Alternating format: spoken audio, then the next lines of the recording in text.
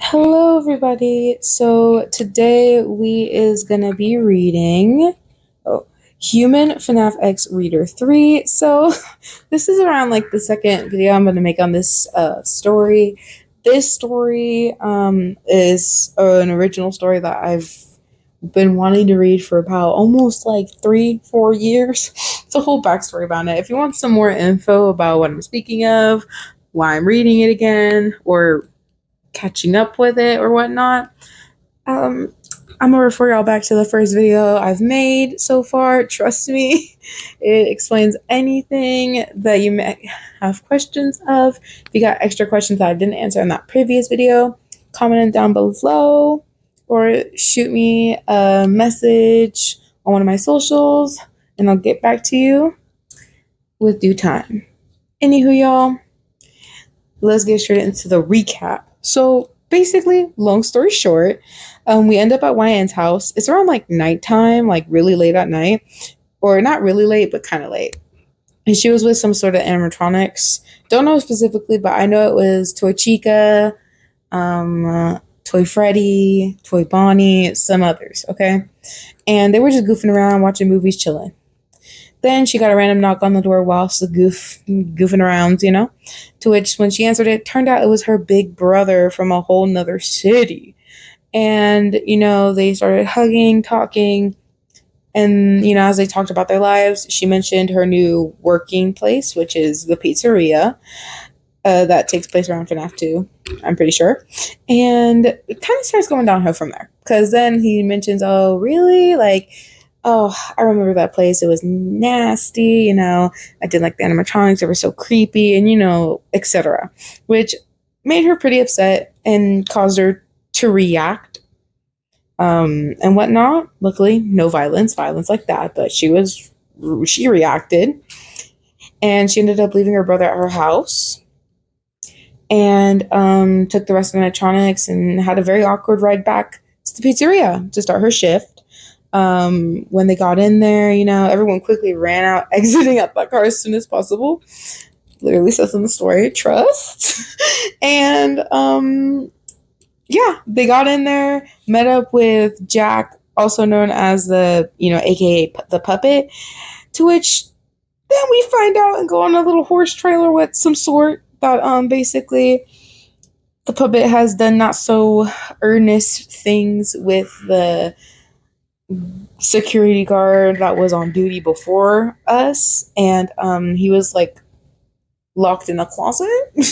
Like it wasn't like anything like, oh, you know, he stuffed him in a suit or anything like that. It was so much worse, I feel, but I don't want to get too much into the details about that, but it's not too crazy. It's just like he's a perv. The puppet is a perv. That's all I gotta say for this story. But anywho,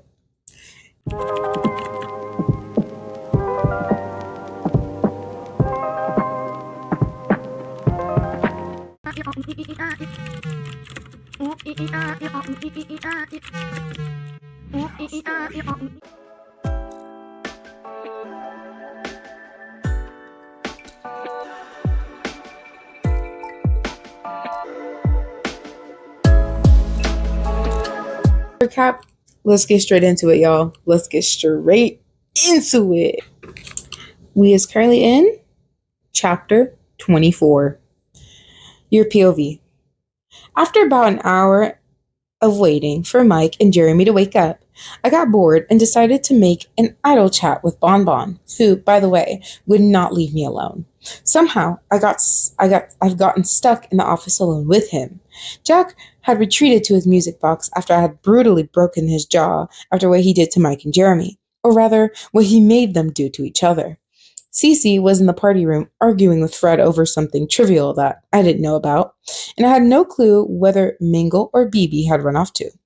So, you seeing anyone right now, sweet cheeks? He continued to inquire, after I had already denied several of his annoying questions about the topic already. Bonbon, I already told you no, and I'm not looking for a relationship right now either, I mumbled. A small frown sat on my face as I remembered Freddie, Bonnie, Foxy, and Goldie's confessions. I glanced away at the away at the clock to see that there were 3 hours left in my shift. And then I turned back to Bonbon and gave him a disapproving glare, especially not any kind of relationship with you. The blue-haired bunny frowned as his face scrunched up with dejection. Ouch. I only sighed and twiddled with my thumbs as I slowly spun around the office swivel chair. BB crawled in through the right air vent after a few minutes of silence. Bonbon scowled at him. Get lost, kid. BB smirked and ran up to him, stomping on his foot. Take a hint, bunny bitch. Wyan's not interested in losers like you. Bonbon stood up and yelped, holding his foot. I can imagine it's like that Tom and Jerry yelp. Oh my god.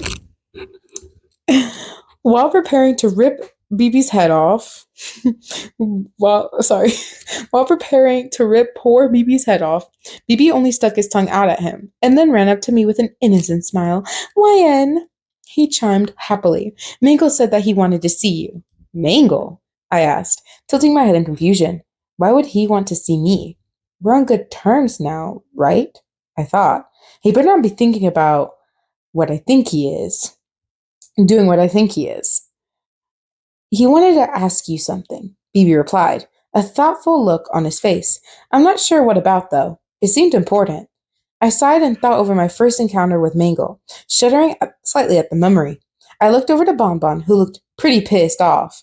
He was glaring daggers at BB, who only grinned at him. This only proved to further tick him off. Why, you little fuck, Bonbon, I stated sharply. Don't harass BB. Bonbon stared at me in pure bewilderment. His jaw dropped. What? But that piece of Bonbon, I stated again, warningly. My mama bear instincts kicked in, and I shot a vicious glare at him. Bonbon shrunk under my gaze and grumbled his complaints to himself with a huff. Sighing to myself, I turned to BB. Go tell Mangle that I'll be on my way. I cringed, silently regretting my decision. I just have to check the tablet first to make sure Cece and Fred haven't broken anything yet. BB nodded and sped out out of the office. Not wanting to, but not before turning to Bonbon and taunting him a little more. I quickly checked the party room camera to see that the only thing that had taken damage in the room was Fred. I could practically see the aura of rage that rolled off of Cece in waves as she stood over Fred, who was curled up on the floor in a fetal position.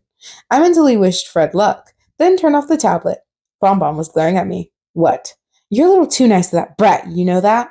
He groaned, looking away. And you're a little too desperate for a relationship, you know that? I fired back. Bonbon let out an exasperated sigh and threw his hands in the air in defeat. Snickering to myself over the small victory, I stood up to leave, giving Bonbon a quick goodbye. I left into the dark hallway towards the kids' cove. While I was walking, I couldn't help but think about the originals. What would they think of me if they knew what I was doing? After all the hard times I gave them for their mistakes, how could I ever expect them to forgive me for this? Stupid, stupid, stupid. I repeated to myself quietly, frustrated with my own actions. I sighed deeply, my shoulders slumping slightly. There goes my self-esteem. I tried to think of the other things while I made my way to the cove, but I couldn't get them off my mind. Picking up my head in curiosity, I turned to look behind me. It had sounded like someone's footsteps behind me, but no one else was in the hallway. I turned back around and began to head towards the cove again. I groaned. Get yourself together, Wyan. You're starting to hallucinate. Before I could move at least 2 steps, I was slammed against the wall in the dimly lit hallway, my hands pinned on either side of my head. Trying to focus my eyes on what or who was in front of me, I could only make out a few small features before I heard a strange voice. Long time no see, Wyan. The light above me flickered fully on for a second, giving me a glimpse of the horrifying sight. Spring?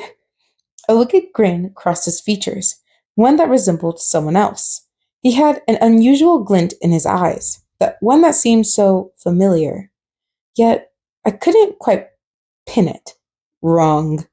His voice sounded so different now. His whole demeanor had changed. I barely recognized him anymore. It was as if he was a whole nother person. Spring transformed into his animatronic self, giving me a sight that shook me to my core. Can you really not tell, YN? Do you not recognize me? Vincent. A wretched sob escaped my throat as I realized what was going on. Vincent laughed, but Spring laughed with him. No, Spring wasn't laughing, but Vincent's voice was coming out of Spring's mouth. How do you like my new look, YN? What did you do? Spring, no. Vincent let go of my wrist and cackled to himself loudly. I allowed my body to slide down the wall. My knees brought close to my chest. This had to be a nightmare. It just had to be. Vincent had been stuffed inside of Spring's suit. I had no clue. How could that ever have worked? But just a single glance inside of Spring's animatronic mouth allows you the sight of Vincent's bloody and mangled body inside the suit. Not only had he taken the originals from me, but he had control over Spring's suit as well. Why, dear, where are you? Mangle's voice called out from further down the hall. I looked back up at Spring's suit, only to find it missing. They had disappeared. My body was racked with fear and grief for Spring. I could only sit there and stare at where he once stood as Mangle ran up to me. Mangle shook my shoulders and demanded a response from me, but I only sat still. He sighed and helped me stand, an arm around my shoulder to keep me steady.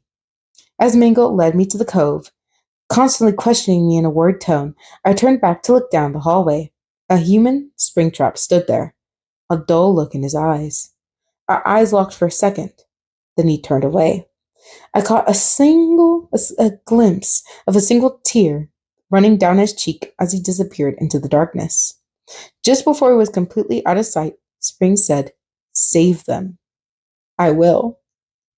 This is an author's note. Oh, this chapter got a little depressing. Sorry. Chapter 25. Your POV. What happened back there? You're still shaking? Talk to me. I don't appreciate being ignored, YN, especially when I'm the only one trying to help.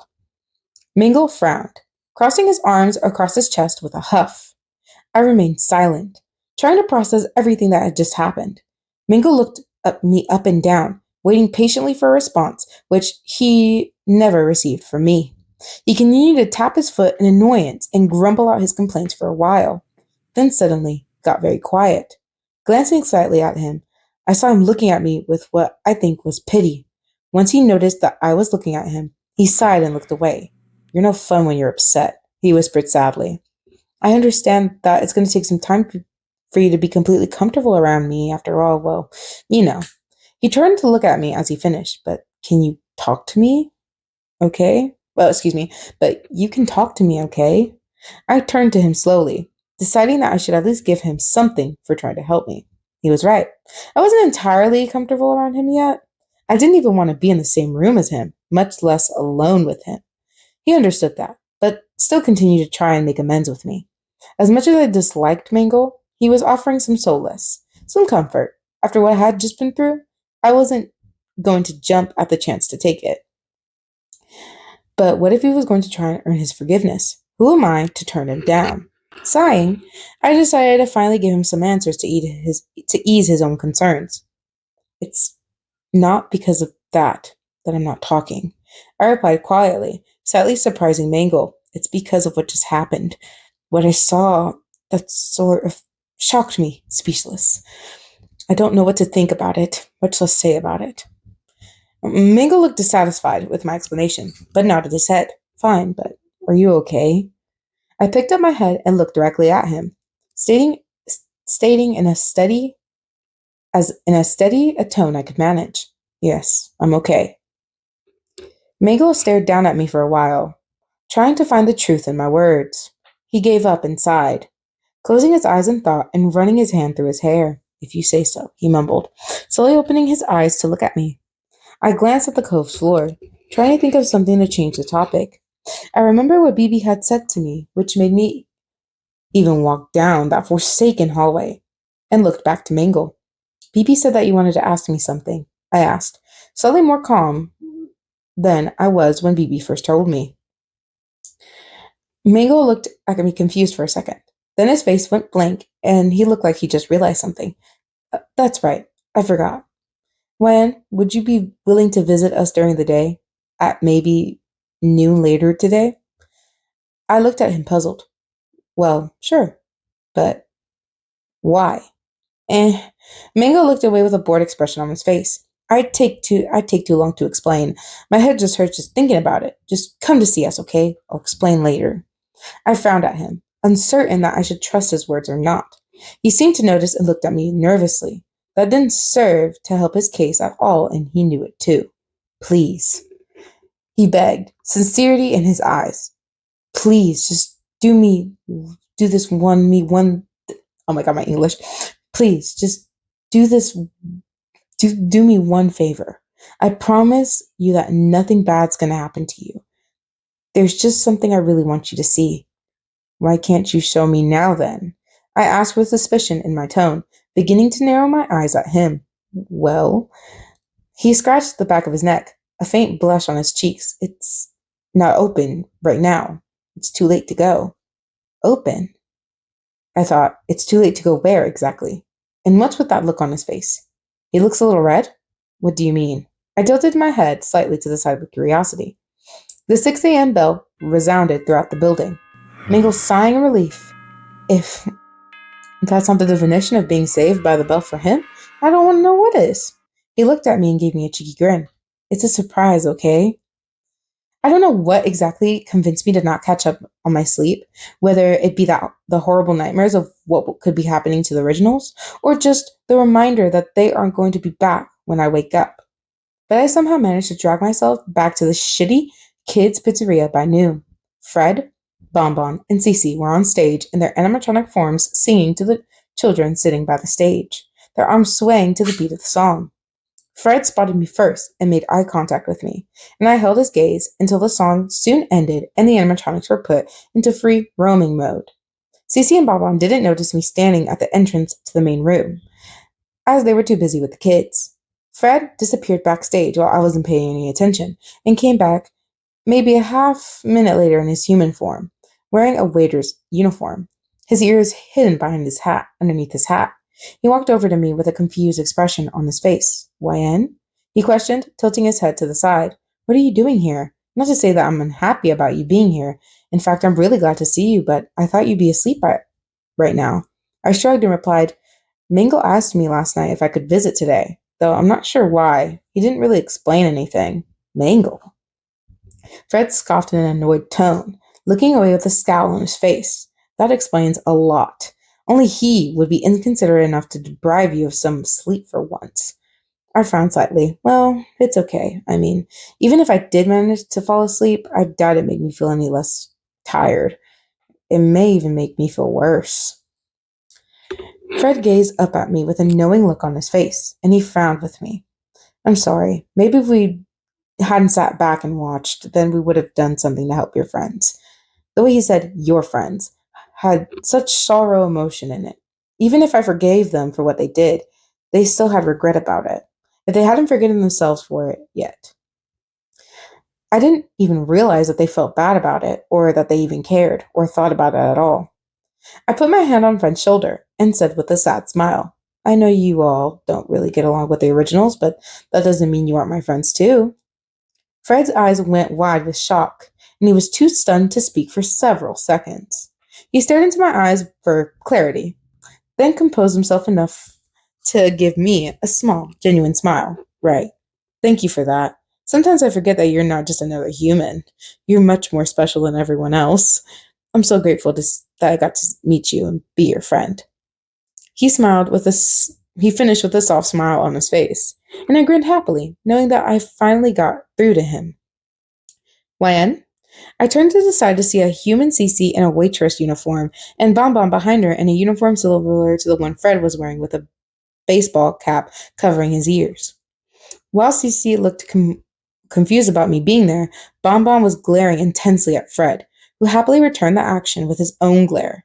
So, you knew she was here and you decided to go off and keep it from us so you can flirt with her? Bonbon growled angrily. I don't need to flirt to talk to women unlike you. Fred hissed in reply, his eyes narrowing. Oh, really? That's not what I remember when you met Wyan on her first night here. Bonbon said with a smirk. Fred's face dropped, then scrunched up in anger. He was seething with fury. Well, excuse me for trying to appreciate the beauty that YN is. That's enough, Cece demanded. Both Fred and Bonbon turned to look at her. Fred still fuming and Bonbon smirking to himself, knowing he had won. Cece turned to me in a more calm and curious tone and asked me, What are you doing coming down here during lunchtime, YN? Did you leave your phone here or something? Well, no, I began. Actually, Mingle made her come here. Fred interjected, slightly faded anger evident in his tone. Cece's expression turned dark, and she spoke in a dangerous tone. For what? He didn't tell her. He said it was a surprise. Fred replied, fully calming down, then continued with bitterness in his tone. Who knows what's going on in his head? Cece scoffed and stormed off, probably going to see wherever Mangle was. Bonbon stared after her with pity. Rest in pieces, Mangle. I wouldn't want to be there to see what she does to him. Fred scowled at Bonbon at the moment he opened his mouth, and they began another argument. I sighed and turned my attention to the quickly receding figure of Cece stomping away and out of the main room. Feeling slightly worried for Mingle, I quickly went to follow the angry blonde girl to see where she was going. She soon stopped in front of the kids' cove, boomed loudly as she entered. Mangle, what did you do? I cringed at her tone and peeked into the cove to see Mangle backed up against the wall of the cove in fear and Cece blazing with fury in front of him. Mangle was nearly on the floor in a fetal position as he held his hands up in an attempt to block his face and from block his face from the punches that would soon be thrown. Cece grabbed the collar of his shirt and tugged him to his feet before shouting at him, Why the hell did you tell Wyan to come here? You know damn well that she's had a rough these past few days and she needs her sleep. Why the hell would you drag her here and when she could be at home resting? I never thought that I would be afraid for Mingle's life as I was now, and he's immortal. I was about to go in and stop Cece from pummeling him to death before Mingle spoke up. I just wanted her to feel more comfortable around me after what I did. He squeaked loudly. I was going to show her that I was sorry. Doing what? I was going to take her to the Rose Garden in the center of the town to take her mind off of everything that happened. I just wanted to help her. Please don't hit me. Rose Garden? My face began to pound. My head began to pound as a certain memory came to mind. A very similar garden appeared in my head, as the memory replayed itself without my permission. The foundation and its beautiful shining lights, and ta-da! A familiar voice echoed. Please, I whispered to myself, trying to stop myself, knowing it would be too painful. Please, don't. For you, princess. This is so sad, Loki. Bonnie's smiling face flashed in my mind, and I fell to my knees on the floor, my vision blurred, and my hands trembled violently with the memory. Another searing pain in my head made me groan. I saw them, their smiling faces. I heard their laughter. And then, nothing. I shook and trembled, and forced myself to my feet as I burst basically running away from the cove.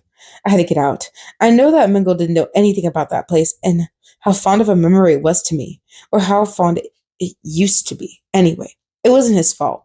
He was just trying to be nice. But I had to leave before I had yet another mental breakdown. I ran through the halls looking for an exit when someone caught my arm and pulled me back. Ryan, what happened? Shouldn't you be at home right now? What's wrong?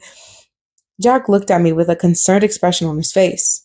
In his human form. In my current emotional state, I had passed by the prize corner by accident. All the children were busy elsewhere, so it was safe for him to be out of his other form without anyone wondering where the marionette was.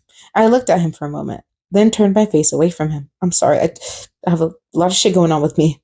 I just need some time to be alone right now, I mumbled, feeling entirely and completely pissed off at myself for always being such a dramatic mess all the time. Why were you running?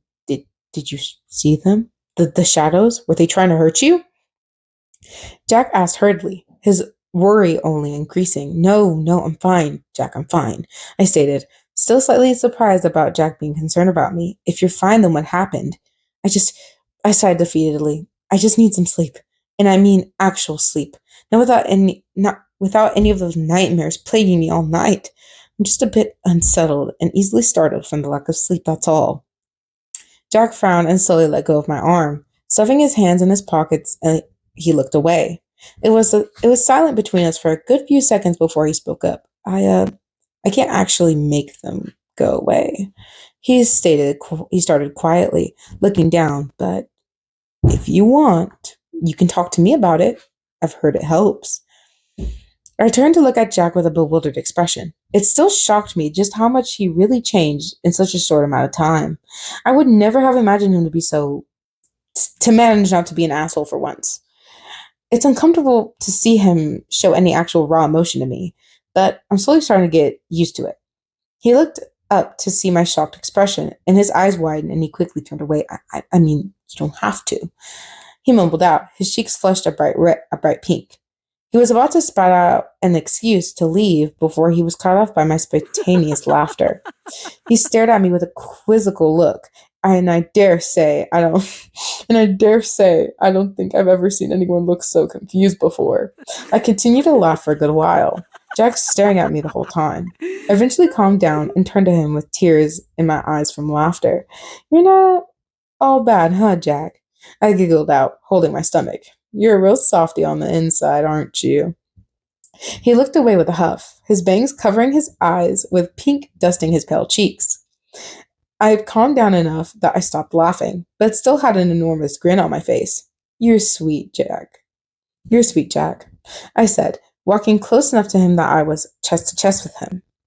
He looked down at me with cautious eyes, his face now covered completely in a red hue. I smiled up at him and was surprised by my own actions for what I did next. I softly kissed Jack's cheeks, lingering there for a second before backing away with a slight blush on my face, as I stared at him warily. He held his cheek in shock, his mouth agape and his eyes wide. I turned to walk away, stopping as I reached the door and turned back to him, giving him a small smile. I left the pizzeria for the day and went back home. Surprisingly, I didn't have any nightmares when I fell asleep that afternoon. Oh, author's note, guys.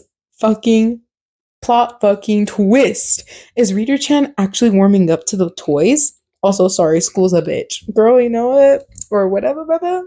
I understand. Okay, y'all, this is a special chapter, so this takes place in FNAF 1. Repeat. Special. Goes back in time to FNAF 1, guys, before the toys. Anyways, special 1. Say, YN, what's up? We've known you for almost a year now, and I just realized you never told us when your birthday was. I blinked, a blank expression on my face. Chica stared at me with slight concern in her eyes, patiently waiting for an answer. In all honesty, I've never really liked my birthday all that much. I never really had a memorable birthday. Most of them sucked, and I usually spend it alone, the whole day, whilst everyone else just used my special day as an excuse to throw a party for something else after the whole cake bullshit. I stared at Chica for a while, not really caring enough to bother telling her when it was. Well, Chica prodded, her eyes unwavering. I sighed, then closed my eyes in thought before answering. Oh 04 10 06. There you go. Wait, no. Somewhere in the 70s. Peeking my eyes open, I waited to see her reaction. Chica's eyes shot wide and she stood up quickly, knocking down to the party room chair she was sitting on in the process. But that's today! Why didn't you say anything? She shrieked worriedly. It didn't really matter, I replied, unamused. Chica huffed and an expression of anger crossed her face. How could you say something like that? Like what? I mumbled, slightly irritated by her overreaction. Are you saying that your birthday isn't anything special? Well, yeah. I thought I made that pretty clear. How dare you? Chica shrieked. What would we do without you here? Don't you ever say that about your birthday. My eyes widened slightly, a little surprised of her reaction. Before she could continue, the 6 a.m. bell rang, and I took a deep breath before turning to leave. But before I could make it out of the door, Chica called out to me, "You better come see us during the day today. I'll be waiting." She huffed out, crossing her arms. I gave her a small smile and a nod before I headed out. "Why the hell didn't you tell us today was your birthday?" I held my phone away from my ear and flinched at Bonnie's loud rambling. I had left work only a few minutes ago and had just gotten home, but I was already being bombarded with questions and reprimands about my birthday. It's safe to assume at this point that I sincerely regret saying anything about it at all. "Bonnie, come on, it's not that big of a deal," I sighed, rubbing my eyes tiredly as I dragged my exhausted self to the couch. "Not a big deal, yes it is," he boomed, "because you are a big deal to us, okay?" I was silent, thinking about his words. I would have never expected them to care so much about my birthday. They were acting as if they found out that the world was going to end tomorrow and I had kept it from them. But then again, I was their only friend. No wonder they were acting that way. I mentally scolded myself for being a dick about my birthday earlier. Of course they were going to be so defensive about it. I sighed. "I know, Bon. I'm sorry." "Wyan, you have nothing to apologize for." Bonnie replied, then continued with a sad tone, "But why don't you like your birthday?" I bit my lip, remembering all the shitty birthdays I've ever had. Whenever I try to think of just one good birthday, my mind drew an absolute blank.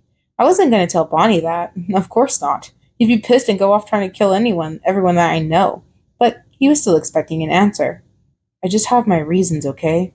I mumbled into the phone, my eyelids beginning to slowly shut as I began to drift off to sleep. "What reasons?" No, bro. He's like, okay, what reasons? Que razón, bro. No, they don't let you get away with it. Mm-mm. I allowed no, I allowed my phone to slip from my grasp as I let out a yawn, turning on my side to help me sleep. "Wyan, you still there? Hello, I'm talking to you. Just because it's your birthday doesn't mean you can ignore me, and I'll stop, Wyan. Wyan, did you die or something? Hello? Did you fall asleep on me? Well then, good night then. Sweet dreams, princess." "Time to wake up, Wyan. It's a big day for you." I let out a groan as someone gently shook my arm, trying to wake me up. "Go away, 5 more minutes," I moaned, smacking the person's hand away and covering my ears with a couch pillow.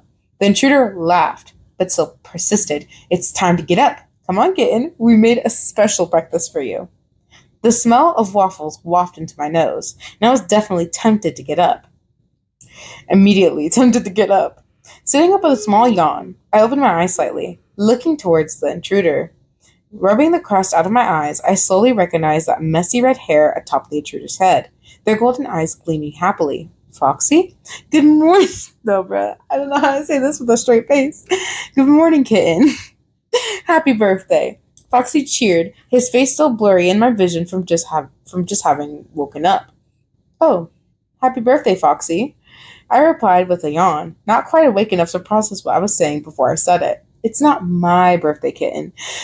Foxy laughed, waiting for me to fully wake up. I stretched, tossing the couch pillow to the side, and lazily looked over to see Foxy knelt down next to the couch beside me, a grin on his face. "You're up?"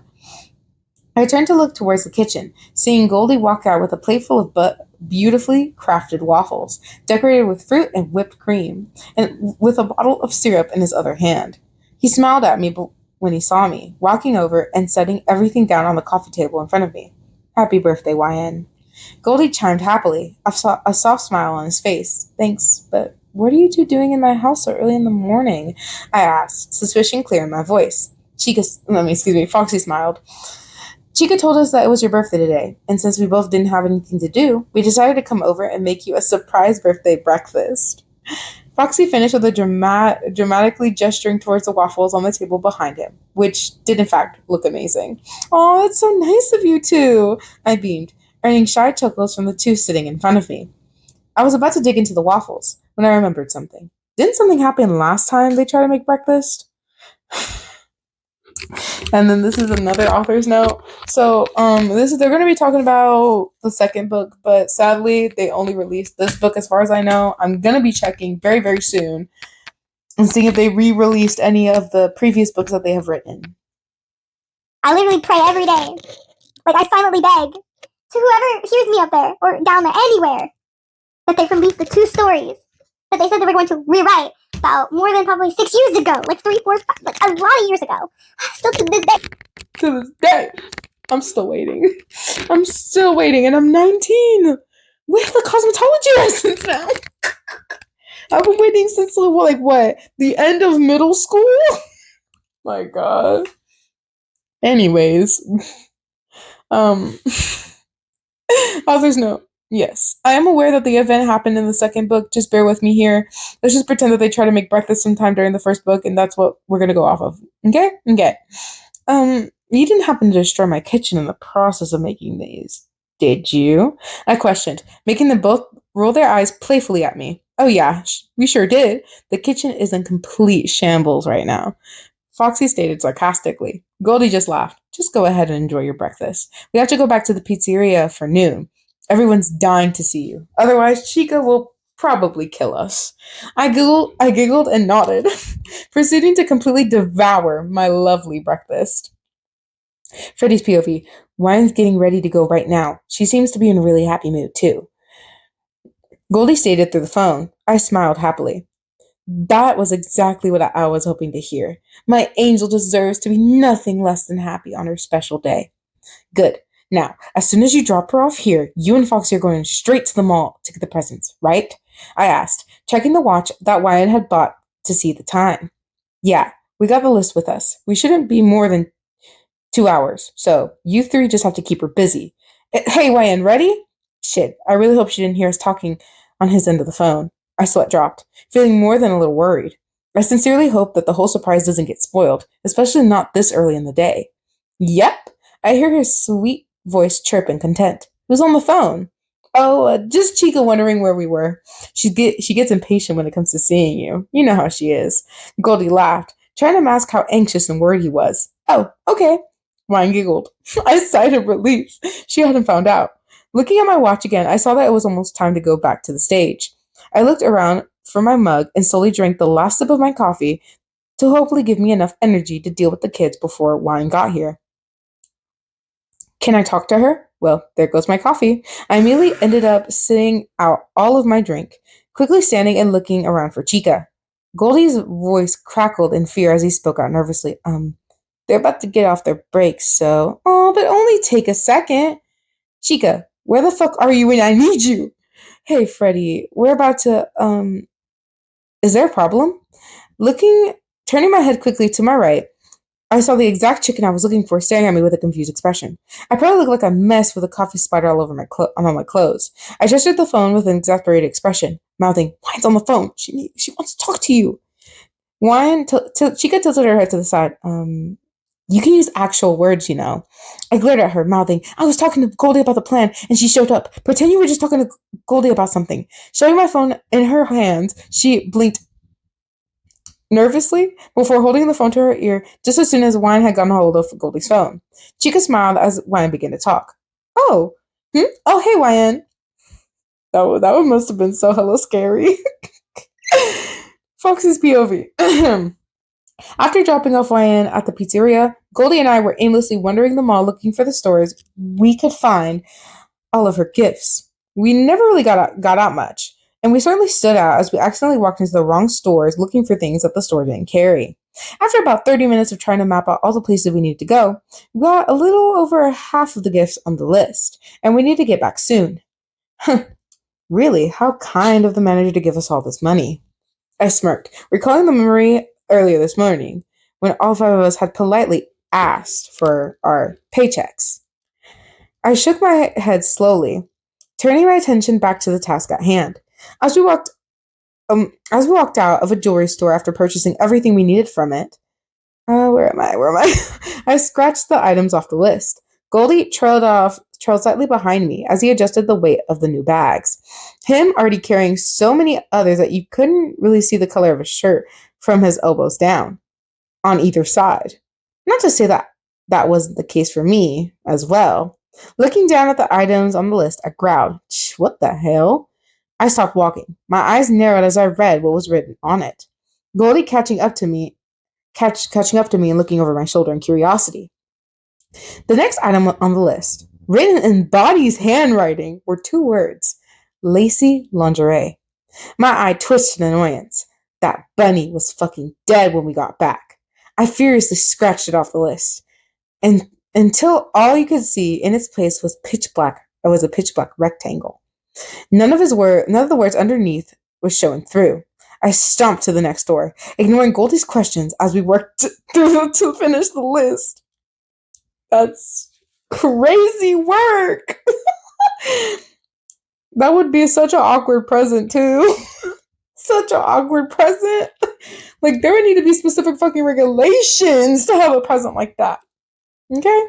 Your POV. Princess, come see. Bonnie waved me over into the office excitedly, his guitar in his hand. All the kids had left after closing time about an hour ago, and the sun had just set, allowing the animatronics to roam free in their human forms. I smiled and walked over to him, sitting down on the office in front of him. As he sat on the edge of the desk, he grinned, moving his fingers into place on the guitar as he turned back to me. I wanted to play a little song for my birthday girl, he smirked, before leaning in to kiss my cheek. I blushed, only further adding to Bonnie's already overinflated ego. He sat up proudly, preparing to play. We sat there for a while, him singing overly romantic songs to me as he strummed his guitar happily. He sent me suggestive glances as he played, wiggling his eyebrows like a damn cartoon character as he sang a verse about something inappropriate. I just laughed, slapping his arm playfully as he continued to cinerate? I don't know how to say that. Me. Like the charmer he was.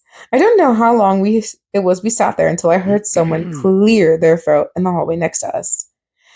Bonnie turned to face the left door and pouted angrily. Piss off, Freddie. Can't you see we're busy? Freddie growled. Watch it, Bunny. Bonnie hissed out a few cuss words at Freddie, and I had to stand in between them to prevent a big blowout fight. I sighed, one of my hands on either boy's chest as I gently pushed them away from each other. Come on, guys, please stop. Take it back, Cottontail. Not on your life, Yogi Bear. Please? Really all on her birthday? What? This is giving straight up a little bit pick-me girl a little bit. Guys, stop. Look at me, Jason. Look into my eyes. This isn't you. No, stop. I'm sorry. Old references, I know. Freddie and Bonnie looked at me warily, and then they sighed. Bonnie flopped back down onto the edge of the desk, tuning his guitar with a pout. His bunny ears lowered slightly. Freddie crossed his arms over his chest and huffed, a scowl on his face. I frowned. Freddie turned to look at me, his angry scowl softening almost immediately. Freddie smiled. Hey, Angel, what would you say if I told you I had a surprise for you? I tilted my head to the side, curiosity evident in my expression. I turned back to look at Bonnie, to only find him missing. His guitar gone with him. I frowned, confused. As I turned back to Freddie, I saw him with a cheeky grin on his face, a hand extended out towards me. Follow me, okay? Happy birthday, Lion! As soon as Freddie switched the lights to the room on, I was surprised to see Chica, Bonnie, Foxy, and Goldie all crowded around a giant layered cake on the table in the middle of the party room. Littered around all the room, mountains of carefully wrapped gifts towered over them. Their streamers hanging from the ceiling and a large birthday banner above them. Foxy and Goldie throwing confetti everywhere. Bonnie strummed a short and light happy tune on his guitar. Huh? I stammered, taken completely by surprise. Freddie placed a hand on my shoulder from behind me. I turned to look up at him. Happy birthday, he sang sweetly, giving my cheek a quick kiss. The other boys' jaws dropped in shock. Hey, keep your paws off the birthday girl, fuck bear. Freddie narrowed his eyes at Bonnie before turning back to me with a smile. Well, what do you think? I stood silent, tears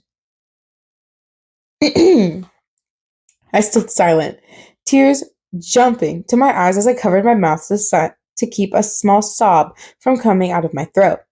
Everyone's eyes filled with concern, worry contorting their expressions. Do you not like it? Freddie asked, sounding absolutely heartbroken. The others shoulders slightly slumped in disappointment, the air in the room growing thick with tension. Before anyone could speak up, I allowed a bright smile to cross over my face. I love it!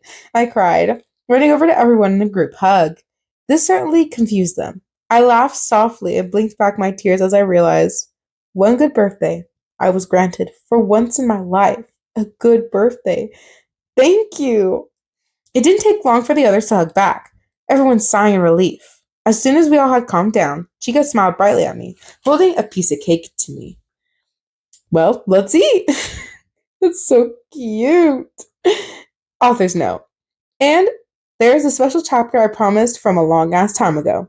And also, let's eat. Anyone get it? Especially because the chicken who said it? No? I'm gonna go now. Alright then etc. This was more mainly for back then.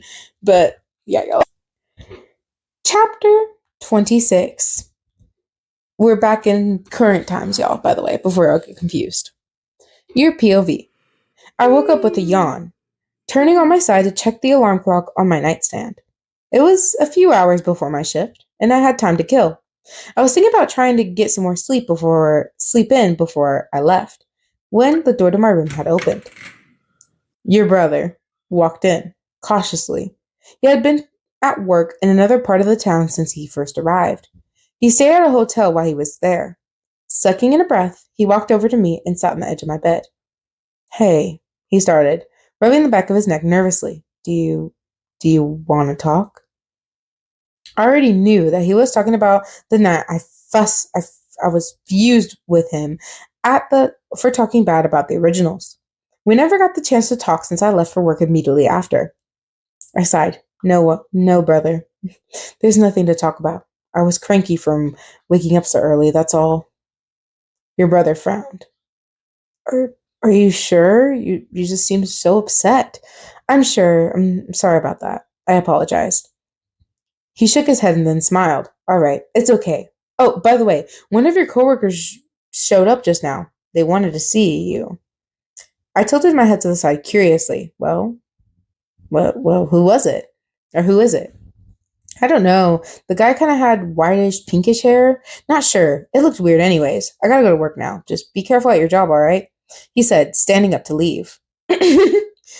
Author's note. I actually don't remember what color I made Bangle's hair, so whatever it was, I'm changing it to white to pink. By that, I mean like white at the top and fades to a light pink at the bottom. Like 3/4 white hair from the red.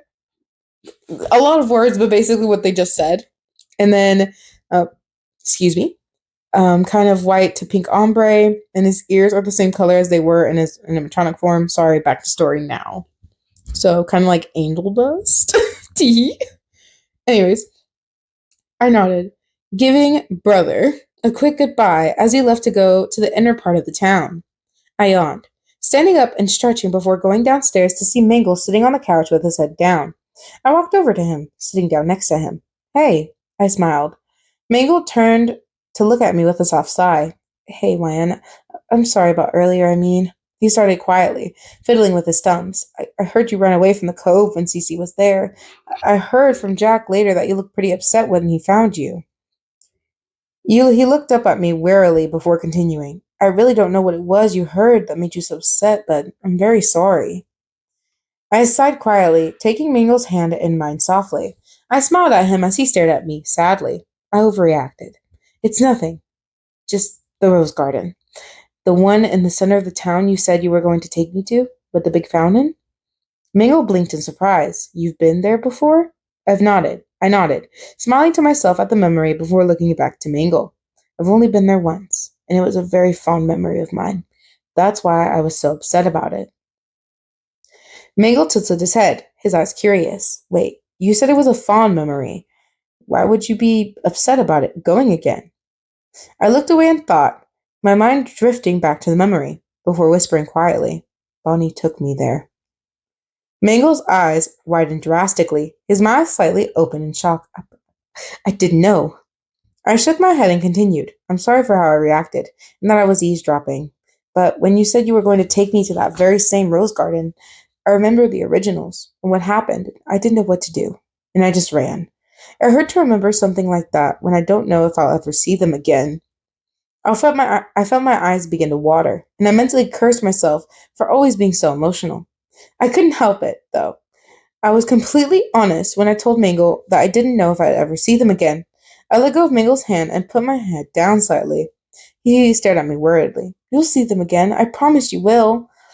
I slowly looked up at Mangle, who had a small, reassuring smile on his face. The other toys and I are going to make sure of it, he stated confidently. Then again in a softer tone, so you don't have to cry anymore, okay? Mangle slowly lifted his hand to my cheeks, wiping away my straight tears gently. I gazed at him thoughtfully. He was really trying hard to make up for what he did in the past, and I think I was starting to finally forgive him. I had seen the softer sides of Cece, Fred, Jack, and now Mangle, and I was starting to feel much more comfortable around them. Bonbon, however, he seemed like he hadn't changed at all. The other toys were all real softies on the inside, only acting like they did in the past because they didn't have a choice.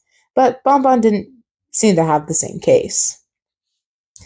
I sighed quietly, looking up at Mingle, gratefully. Thank you, really. I mean it.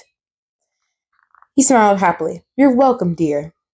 He looked towards the clock on the living room wall and chimed. Well, you have 2 more hours until your shift. How about we eat some ice cream and watch a movie before we go? I grinned. What the fuck is going on in here? I whined quietly, snuggling up underneath the blankets that were stirring all over the couch. A loud snore interrupted from someone beside me. I didn't even bother opening my eyes to see who else was in the room, knowing full well it'd be one of the animatronics. When? You getting up anytime soon, sugar? I groaned in response. Whoever it was in the room sighed out loudly in an exasperated manner, then threatened. I'll drag you off the damn couch into work if you don't get up in the next 5 seconds. Good luck with that. I mentally rolled my eyes, clutching the blankets tightly and turning on my side away from the person. The other person on the couch snored loudly, almost definitely in response to the threat. Your choice. The blankets I was holding were ripped away from me with ease, and I yelped at the sudden coldness I felt without them.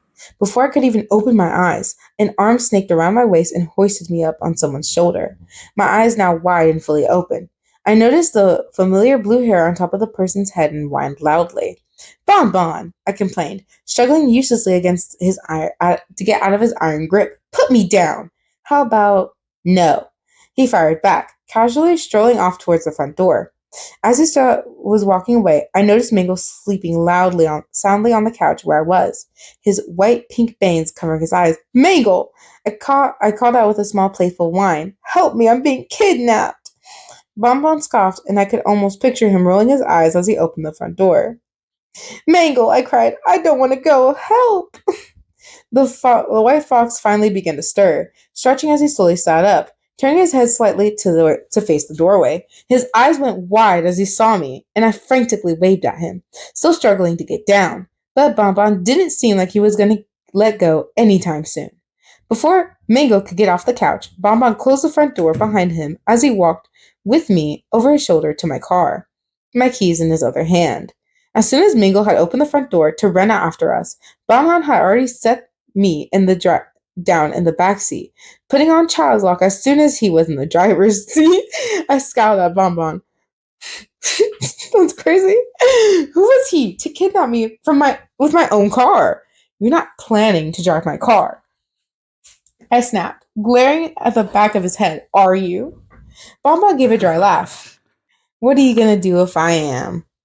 I gave out a huff, kicking the back of his seat like a child. He only shook his head. Miguel tried to open my car door from the outside, but Bonbon had locked us inside the car, and with the child lock on, I couldn't open it myself. Miguel growled at Bonbon from outside his window. Oh, come on, Bonbon, Miguel hissed. We were having a great time. Just let her skip tonight. You know she needs her sleep. Bonbon scoffed, starting up the car and pulling out of my driveway, nearly rolling over Mingle's foot. And to think that I actually had hope that Bonbon might not be a complete asshole. I slouched in my seat, pouting as I glared at Bonbon through the rearview mirror, him smirking as he drove to the pizzeria. So, what were you and that dumbass up to? Bonbon asked in slight curiosity. Don't call him that, I hissed, kicking the seat again. He's a better guy than you, dickhead.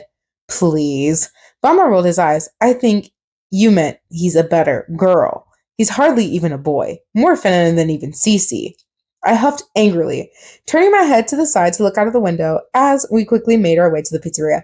Oh, hell nah. Don't do my mango like that. Listen, I love men with their little feminine energy, you know what I'm saying? Because listen, hello, you can guarantee damn well that he takes good care of himself. Hygiene is top tier. Fashion, peak. And obviously, he would help you with your fashion choices. Probably has better taste. And it's not disgusting like this little bunny here. That's obviously in a freaking wolf costume. I don't know. Ow, Cece, what the actual fuck? If she was sleeping, then you should have left her alone, dumbass. Not too sure why, but the toy seemed to care about my sleep a lot. So much so that when Bonbon told Cece that I was sleeping at home during my shift again, that she started she started brutally beating the shit out of him for waking me up. We'd only gotten to the pizzeria less than 2 minutes ago, and there was already a bunch of arguing.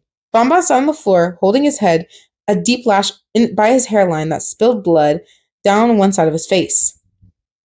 Cece stood, towering over him with a menacing glare, unrelenting in her assault. I sighed, walking between them just as soon as Cece was about to start punching him again. Cece, I stated softly, I think that's enough. She huffed angrily. He's a jerk. He deserves it. He sure does, girl, period. I shook my head, turning to look down back at Bonbon, who was bleeding from several other cuts due to the sharp rings on Cece's fingers. And the cuts were surprisingly deep. He scowled at me and I frowned slightly. Cece growled at him. See? She hissed, trying to step over closer to him, but I put my hands on her shoulders and kept her back. You don't need to defend him. He's an ungrateful bastard. Just let me hit him. I think he's had enough, Cece. I repeated more firmly, staring directly into her eyes. She still looked highly irritated. Shot a final glare at Bonbon, then sighed and backed away. I don't need your fucking pity. Bonbon spat behind me. Cece clenched her fist in anger and was absolutely fuming. I turned around to face him and sighed quietly. It's not pity. I walked over to him and extended my hand towards him to help him off the floor. He gazed at me warily. Are you going to sit there all night or are you going to get up? I asked casually. He groaned, before taking my hand and standing up.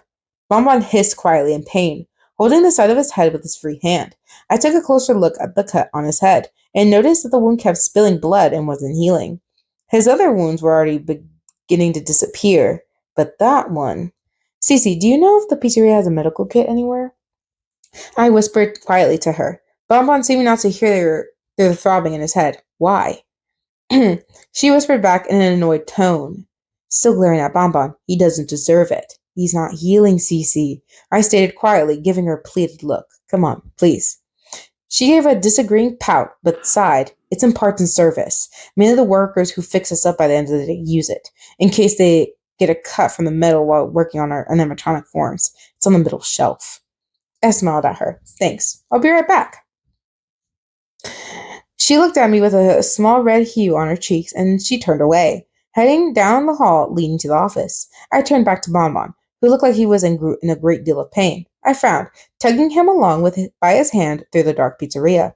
Before I get anywhere, he pulled back and looked at me with a scowl. I'm not a child, he growled.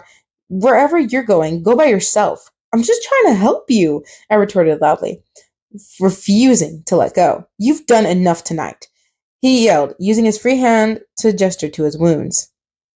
I was silent for a minute, us glaring at the other, neither of us backing down. You're not healing, I stated, pointing to his head. He blinked slowly, seemingly confused. What do you mean it's not healing? Bonbon asked, looking around to see his other wounds that had already almost closed up. Stop lying. I'm not lying. Your other wounds are healing, but this one... I poked his forehead slightly. He hissed in pain. Isn't going away. It's still bleeding. Bonbon looked at me in disbelief. Slowly he lifted his hand to his head to touch his wound gently. He winced.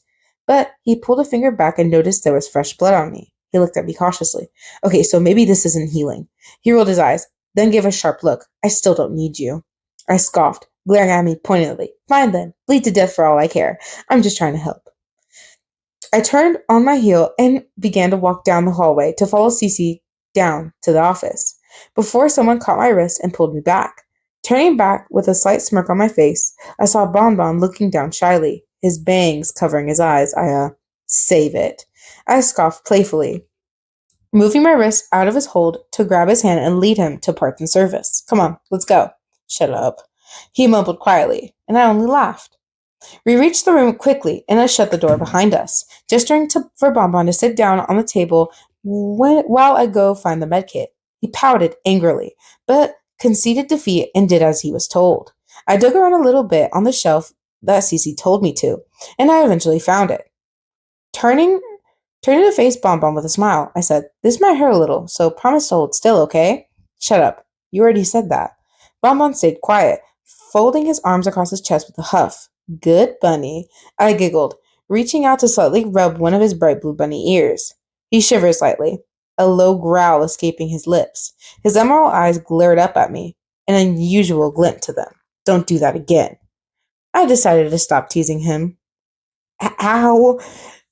Bonbon hissed quietly as I dabbed the cotton swab covered in alcohol over his cut. "Oh, stop being such a baby." Bonbon got thrown down the stairs twice in my house, and he never complained. I rolled my eyes, continuing to clean his wound. Bonbon looked up in shock for a moment, then looked away with a scowl. "Damn, that reminded me to never stay at your house. You're worse than we are." I sent him a vicious glare. His bunny ears drooped low in submission as he shrunk under my gaze. I'd never do that. Goldie and Chica did, not me. Now shut up and stay still. As I wiped away the rest of the almost dried blood around his wound, I noticed something shiny glint within the cut. I eyed it carefully. I recognized it was a small gem that belonged to one of Cece's rings. It was holding the wound open, to which why I wasn't healing. I frowned and thought, grabbing a small pair of tweezers from the kit and held it up to the cut. Bonbon jumped back, looking at me in suspicion. "What the hell are you doing?" he demanded. His eyes narrowed at the tweezer in my hand. I sighed. "There's something inside the wound that's keeping it from healing. Now let me get it out and stop being a wimp." He hesitantly obliged, and I carefully and gently plucked out the small gem out. His wound almost immediately closed up. I held it up for Bonbon to see with a smile. "See?" I said, waving the gem in front of his face. "Just a harmless little gem, that's all, and your cut would still be bleeding if not for me helping you. Hope you learned a lesson today.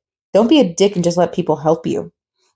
I sighed and began to pick up all the supplies I took out of the kit and put it back on the shelf. Even though I had turned on a little lamp in the corner of the room to help me see as I worked, it wasn't very bright, and I wasn't able to see the cables on the floor by my feet as I tried to walk out. I tripped over the wires with a small yelp, and I closed my eyes shut as I braved myself to hit the floor. Except I didn't. I felt a pair of strong arms wrap around my waist, and I immediately opened my eyes to see Bonbon's face only inches from mine. His emerald eyes were wide in alarm, and he held me by my waist to keep me from falling.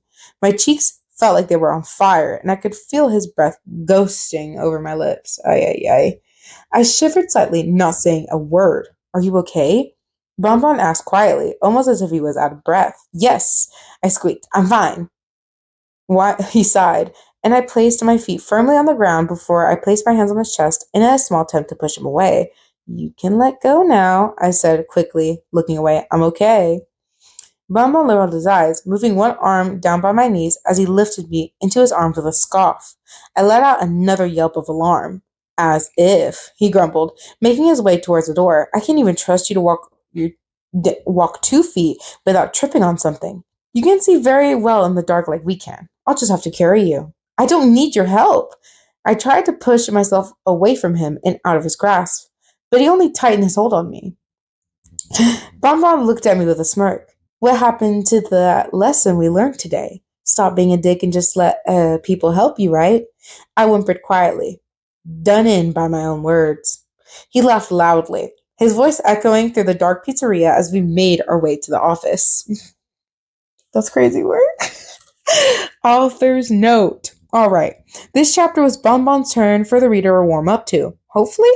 Anyways, the new FNAF X reader should be coming out soon. The first chapter, blah, blah, blah, blah, blah, blah. Continuing the book of the other. And I'll try my heart to update both books equally as fast and as often. Hope you all enjoyed, and thanks for reading. So, y'all, this is going to be, sadly, the last chapter we're going to be reading for this video today. I hope you guys really did enjoy it. As for questions, and that I'm honestly kind of curious, do you guys truly think we're going to be able to find the originals? Do you think that, and then also one more question, and do you guys think that we're going to be able to release Spring from Vincent's hold or Purple Guy's hold? Let me know in the comments down below. I hope you guys really did enjoy this. Like, subscribe, and hit the notification bell for more amazing videos, guys. But as of now, I'm not going to be reading any new stories as of this moment until I have at least completed 1 or 2 stories. That is my goal, since I am very much behind on about like 3 stories. And I definitely need to be catching up. So hopefully I'm able to catch up by then and finish 1 or 2 stories and, get back into business. Yes, indeed. Anywho, guys, I love you guys so much. Stay safe, stay warm, or stay cool, especially in these hot summer months. Just depends where you live. Love you guys so much. Mwah. Bye and peace.